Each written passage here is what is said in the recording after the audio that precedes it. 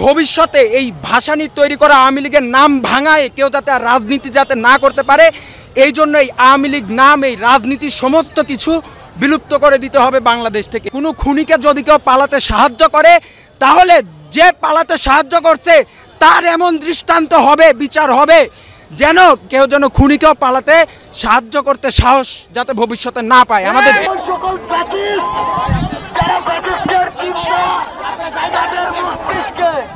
বিন্দুমাত্র ধারণ করে তাদেরকে হুঁশিয়ার করে বলতে চাই, স্বাধীন বাংলাদেশে 5ই আগস্টের পর থেকে কেউ ভুলেও নতুন করে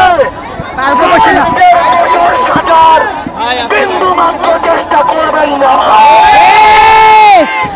যদি কেউ এই চেষ্টা করে, বাংলাদেশের ছাত্র জনতা একসাথে সে সকল দোষরদেরকে প্রতিহত করবে। আমরা স্পষ্ট করে বলে দিতে চাই, কোন চাঁদাবাজ, ক্ষমতার অপব্যবহারকারী সিন্ডিকেট সদস্যের এই বাংলাদেশে আর স্থান হবে না।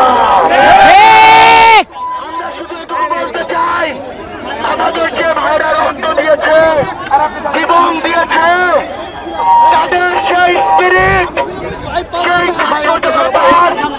অভ্যুত্থানের চেতনা ধরে রাখতে যে কোনো দিন, যে কোনো সময় আমরা রক্ত দিতে প্রস্তুত থাকবো।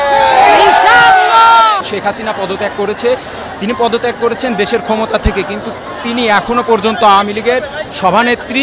তার মানে যেই দলের সভানেত্রী এখনো পর্যন্ত একজন গণহত্যাকারী, সেই দল কিভাবে এখনো তারা চাইতে পারে যে সেই দল এখনো বাংলাদেশে রাজনীতি করতে পারে?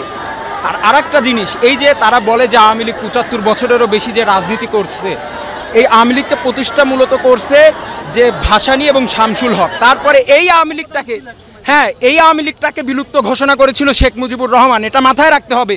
তারপরে শেখ মুজিবুর রহমান তো মৃত্যু হওয়ার পরে শেখ হাসিনা যখন আমাদের দেশে ফিরে আসে, তখন তিনি একটা রাজনৈতিক দল গঠন করে, আর সেই রাজনৈতিক দলের নাম ভাসানীর দলের নাম চুরি করে রাখে।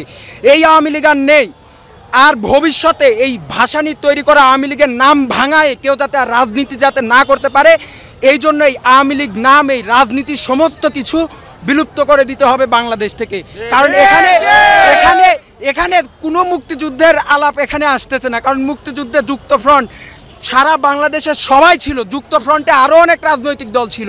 শুধুমাত্র ওই যে একটা চেতনা ভিত্তিক যেই রাজনীতি, ওই শুধুমাত্র একটা চেতনা ভিত্তিক রাজনীতি করলে হয় কি, একটা ফ্যাসিস্টের জন্ম হয়। এই যে চেতনার বয়ান, আসলে আমরা সবাই মিলে, আমরা বাংলাদেশি, আমরা বাংলাদেশের মানুষ, আমরা কেউ ভিন্ন না। আর সর্বশেষ একটা কথাই বলবো, সবার ঊর্ধ্বে হচ্ছে আমাদের বাংলাদেশ। আমরা চাই যে ভারতের কাছে আমরা বলছি যে আমাদের ছাত্র হত্যা জনতার যেই হত্যাকারী, সেই হত্যাকারীকে আপনারা আশ্রয় দিবেন না।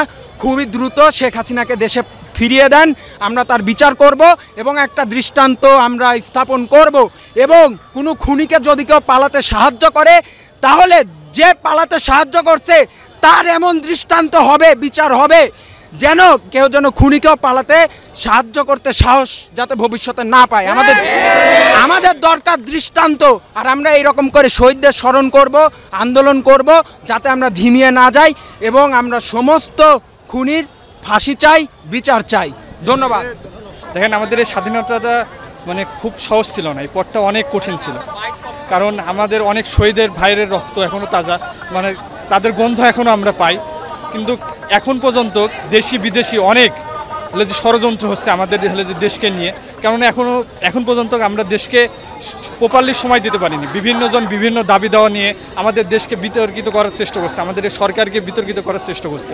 আমরা সাধারণ শিক্ষার্থীগণ আমরা মনে করি এ দেশের সুস্থ থাকুক, দেশের মানুষজন সুস্থ থাকুক, ভালোভাবে এগিয়ে যাক। পরাজিত হলে তারা এখন পর্যন্ত আমাদের দেশে আছে, তারা এখন পর্যন্ত আমাদের দেশকে নিয়ে নীল নকশা করছে। আমরা চাই যারা এই দোসররা আছে তাদেরকে হলে যে আইনের আওতায় নিয়ে এসে তাদেরকে চিহ্নিত করে তাদেরকে জাতীয়, আমাদের যেমন 1971 সালে যারা আমাদের এই মুক্তিযুদ্ধকে বিতর্কিত করছিল, হানাদার বাহিনীকে যারা সাহায্য করেছিল। আর এদেরকে যারা সাহায্য করছে আমরা তখন যাদেরকে রাজাকার হিসাবে চিহ্নিত করেছি, এখন এ যুগে তাদেরকে রাজাকার হিসাবে চিহ্নিত করতে হবে। আমরা দীর্ঘ 1 মাস 5 দিনের সংগ্রাম এবং রক্তক্ষয়ী প্রায় আমাদের 19 দিনের সংগ্রাম, সেই 19 দিনের সংগ্রামের মাধ্যমে এই বাংলাদেশকে আমরা দ্বিতীয়বার স্বাধীন করতে পেরেছি এবং জনগণ যেভাবে চেয়েছে, ছাত্র জনতা যেভাবে চেয়েছে সেভাবে একটি নতুন স্বাধীন বাংলাদেশ আমরা গড়তে সক্ষম হয়েছি। তো আজকে আমাদের 1 মাস পূর্তি, সে উপলক্ষে আমি বলবো গত 1টি মাস আমরা যতটা আনন্দ করতে পেরেছি, আমরা কিছুদিন পরই এই আমাদের এই শহীদ মিনারে আমরা বিভিন্ন শহীদদের জানাজা পড়েছি। তো শহীদদের জানাজা পড়তে এসে আমরা যতবার বিজয়ের আনন্দ করব ততবার আমাদের হৃদয়টা ভারাক্রান্ত হয়েছে। তো এখন আমরা যে 1 মাস আমাদের অন্তর্বর্তীকালীন সরকার গঠিত হয়েছে, বাংলাদেশের ছাত্র জনতার গণ অভ্যুত্থানের মাধ্যমে এই সরকার গঠিত হয়েছে এবং এই সরকার ছাত্র জনতার যে চাওয়া, ছাত্র জনতার চাওয়া পাওয়ার প্রতিফলন।